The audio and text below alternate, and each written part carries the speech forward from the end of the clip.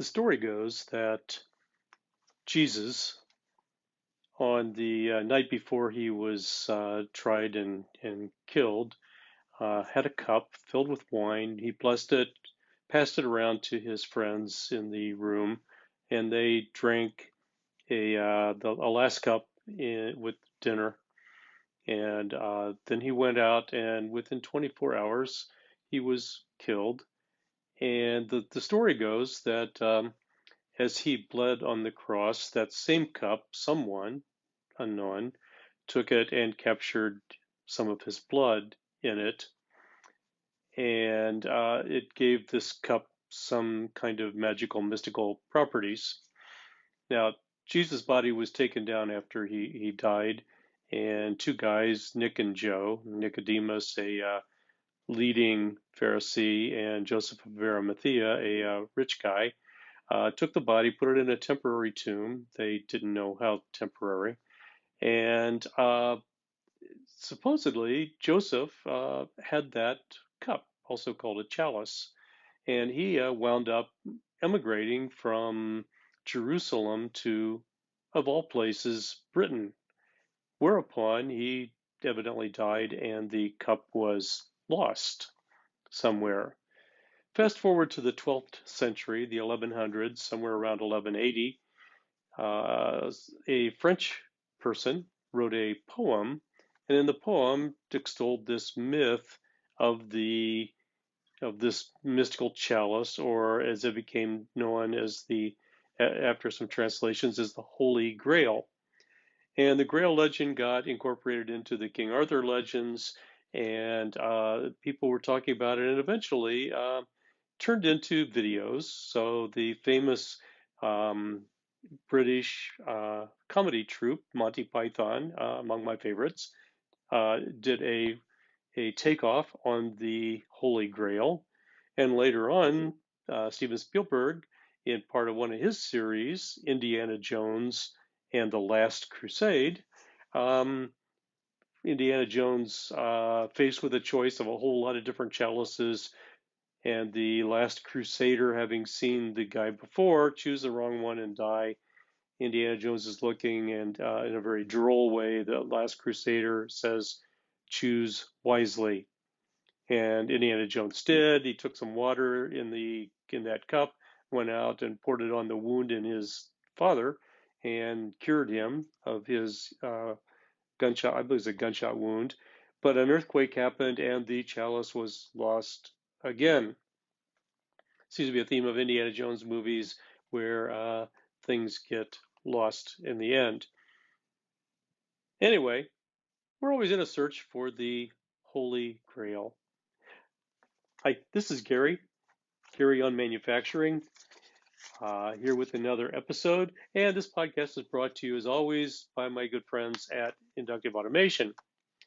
You can discover a whole new view with Ignition 8, brought by Ignition Inductive Automation, packed with features for the modern control system like unlimited licensing, high-powered tags, and a mobile-first flexible design environment for all devices.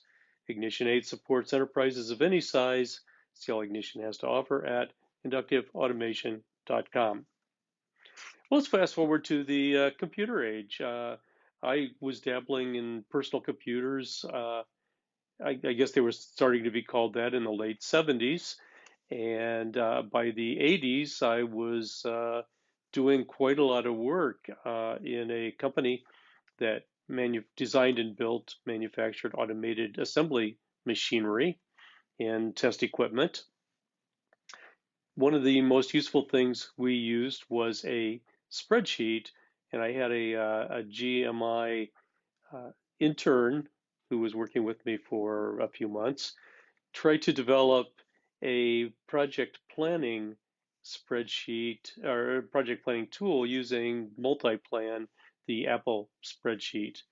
But in 1979, very early on in this whole revolution, Dan Bricklin concepted a, uh, a spreadsheet called VisiCalc, which later Mitch Caper and others at Lotus 123 brought out the really famous one that really took off and changed everything until Microsoft brought out Excel, and we're all using Excel today, right? I mean, you can use things from Google and Apple, but you know, it's kind of the de facto standard is Excel. That was called the killer app. We've moved from the pursuit of the Holy Grail to the pursuit of the killer app. And we're still looking for it. I mean, the spreadsheet is still like the killer app for all kinds of things. I mean, Apple Store and Google Store have the killer thousands of apps, I guess. I guess the App Store itself is a killer app. I don't know. But anyway, we're still trying to find that. Even in industrial automation, industrial management, we're trying to find the killer app for the next progress, next industrial software. When I have worked with IT companies who are trying to expand, you know, they're selling a lot of boxes to the IT world, and they keep looking at manufacturing, thinking, you know, by golly, we could sell a lot of boxes and software and services and so on there too. There's a lot of manufacturing. Although I'm beginning to wonder how much is left in the United States. That maybe I'll have to do a study one of these days. But at any rate, every time I've worked with an IT company trying to get into this field, and actually some of the MES companies that are kind of a manufacturing IT sort of genre. But anyway, you know, I work with a bunch of people at Dell, and then I've worked with a number of people at Hewlett Packard Enterprise and Hitachi Vantara, and there's a common theme of predictive maintenance. We can do predictive analytics if we can hook up the Internet of Things and get all this information off of motors and other machine parts and so on. Put it into a big data database, and then do contextualization and analysis and come out, and we can run it through this predictive analytics, and we already know pretty much have the math and the algorithms for. We could do predictive maintenance, and predictive maintenance will be the killer app. What I have been trying to say for quite some time is that's not exactly the whole enchilada.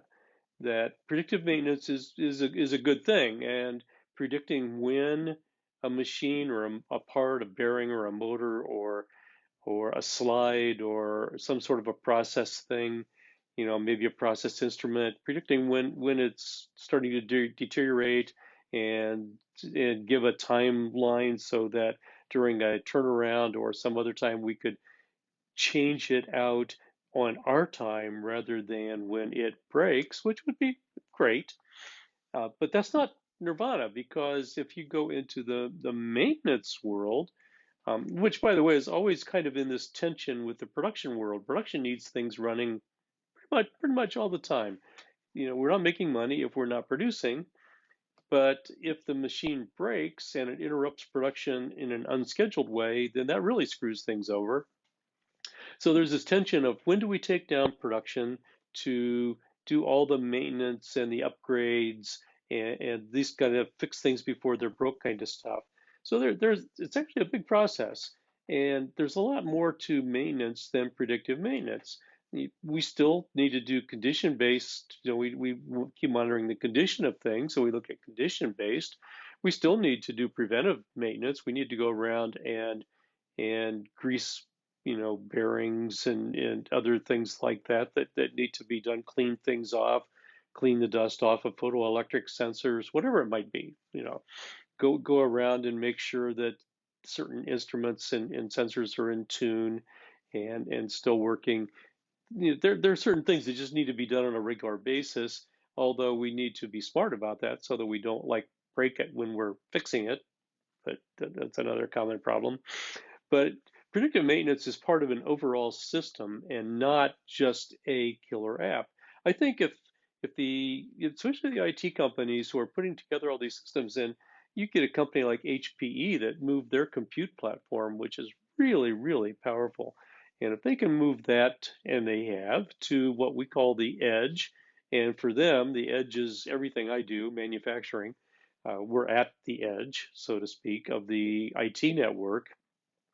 And therefore, if we can put more of this together and come out with a bigger thing, maybe it would be something like a killer app or the Holy Grail. At any rate, it's worth pursuing. It's great to have a goal. Sometimes I think we shortchange ourselves. It's not we can't just slap something easy on something, say, the killer app can go. Probably not. It's kind of like an awful lot of software I've seen come and go that if it does its job really well that it's supposed to, then that's good. And it may or may not be a killer app, but it proves its worth. And I think that the IT companies would behoove themselves as they look at all of this stuff to think a little bit bigger and not just, predictive maintenance as the end all be all of everything and go into to a plant manager of a large installation and say, oh, we can put all this stuff in and spend all this money on boxes and software and networking and so on, and you can do predictive maintenance, and then the plant manager will kind of laugh them out because it has to be bigger than that. And I think that stuff is there for them to do bigger than that, and hopefully they will because we do need to upgrade manufacturing. Look at the Open Process Automation Forum, people's trying to come up with some creative and new ways of doing the process automation part of it. And that ties into this whole system I'm talking about here at the manufacturing IT level, which goes into the IT level, which makes business decisions, which helps companies be profitable doing manufacturing. And if you can serve a customer and make a profit, and do it with social uh, good graces and not polluting and that sort of thing. Hey, that's pretty much what it's all about. So serve a customer need, do it ethically, and make a little profit along the way so we all can live. That's a great thing. And I think we just need to think a little bigger when we're looking at these manufacturing IT, the edge, and the IoT, and all the stuff that goes together with all this stuff, and expand our horizons and look at the big picture. Anyway, this is Gary looking at the big picture. It's another episode of Gary on Manufacturing, a podcast that dates back to 2007, which only means that I must be getting old. And my thanks to Inductive Automation, who helped bring this podcast, and my website, themanufacturingconnection.com. And you can check me out there. And you can discover a whole new view with Ignition 8 by Inductive Automation, packed with features for the modern control system like unlimited licensing, high-powered tags, a mobile-first flexible design environment for all devices. Ignition 8 supports enterprises of any size. See all Ignition has to offer at inductiveautomation.com. Thanks for listening. Have a good day. See you later. It's Gary.